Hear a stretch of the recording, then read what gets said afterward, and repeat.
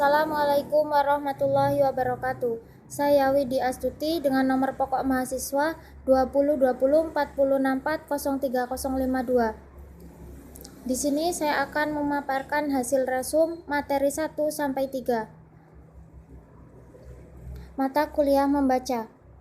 Langsung saja, saya akan memaparkan materi yang pertama, yaitu mengenai hakikat membaca, pengertian membaca, dan hubungan keterampilan membaca dengan keterampilan lainnya. Hakikat membaca. 1. Hakikat membaca menurut para ahli. Menurut Krida Laksana, mengemukakan bahwa kegiatan membaca melibatkan dua hal, yaitu 1. Pembaca yang berimplikasi adanya pemahaman, yang kedua, teks yang berimplikasikan adanya penulis. Dapat dikemukakan bahwa membaca hakikatnya adalah suatu proses yang bersifat fisik dan psikologis. Proses yang berupa fisik berupa kegiatan mengamati tulisan secara visual dan merupakan proses mekanis dalam membaca. Proses mekanis tersebut berlanjut dengan proses psikologis yang berupa kegiatan berpikir dalam mengelola informasi. Proses psikologis itu dimulai ketika indera visual mengirimkan hasil pengamatan terhadap tulisan ke pusat kesadaran melalui sistem syaraf. Pengertian membaca.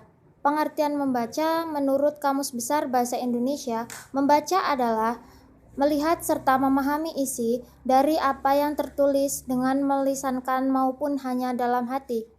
Yang kedua, pengertian membaca secara umum. Membaca merupakan kegiatan atau proses menerapkan sejumlah keterampilan teks bacaan dalam rangka memahami isi bacaan.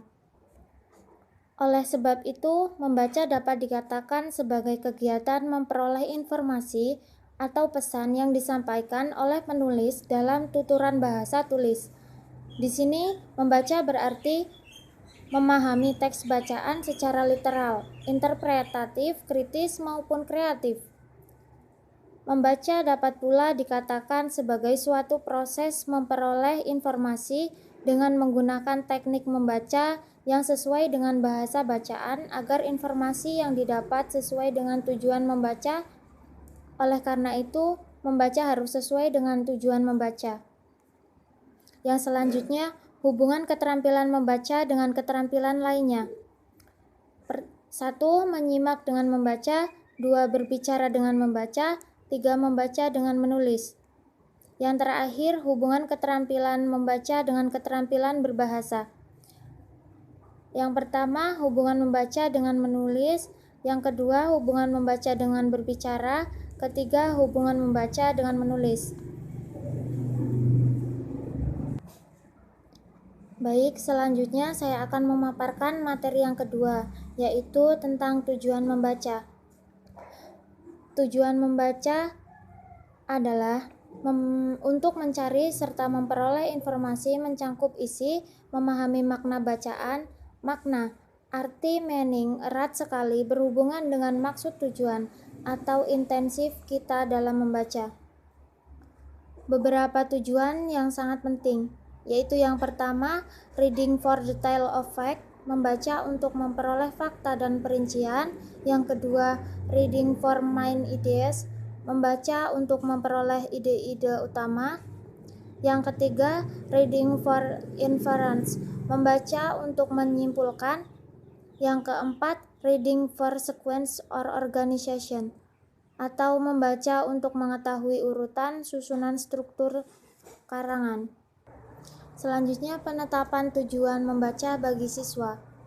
Penetapan tujuan membaca bagi siswa harus memenuhi dua syarat, yaitu 1. Menggunakan pernyataan yang jelas, tepat tentang apa yang harus diperhatikan atau dicari oleh siswa ketika membaca, dan memberikan gambaran yang mudah ditangkap oleh siswa tentang apa yang semestinya mampu mereka lakukan setelah selesai membaca. Kemudian saya akan memaparkan materi yang terakhir, yaitu materi 3 tentang pengertian membaca dan jenis-jenis membaca. Pengertian membaca. Membaca adalah suatu proses yang dilakukan serta dipergunakan oleh pembaca untuk memperoleh perda yang hendak disampaikan. Yang selanjutnya jenis-jenis membaca, yaitu membaca nyaring. Membaca nyaring adalah kegiatan membaca dengan mensyaratkan tulisan yang dibacanya dengan ucapan dan intonasi yang tepat disampaikan oleh penulis, baik yang berupa pikiran, perasaan, sikap, ataupun pengakuan penulis.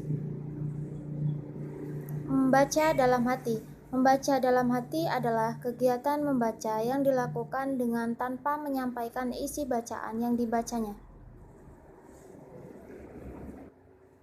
Secara garis besar, membaca dalam hati dapat dibedakan menjadi dua, yaitu 1. Membaca ekstensif dan 2. Membaca intensif. 1. Membaca ekstensif. Membaca ekstensif adalah membaca secara luas, objeknya meliputi sebanyak mungkin teks dalam waktu yang sesingkat-singkatnya. Yang kedua, membaca intensif. Membaca intensif atau intensive reading adalah membaca dengan penuh penghayatan untuk menyerap apa yang seharusnya kita kuasai. Yang selanjutnya, membaca telaah bahasa dapat dibedakan menjadi dua, yaitu yang pertama membaca bahasa atau foreign language reading.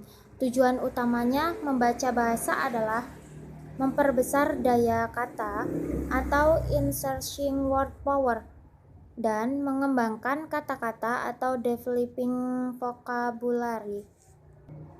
Kemudian yang terakhir, membaca sastra atau literary reading. Dalam pembaca sastra, pembaca harus dipusatkan pada penggunaan bahasa dalam karya sastra. Itulah pemaparan materi dari saya. Jika ada hal yang kurang pas, saya akhiri. Wassalamualaikum warahmatullahi wabarakatuh.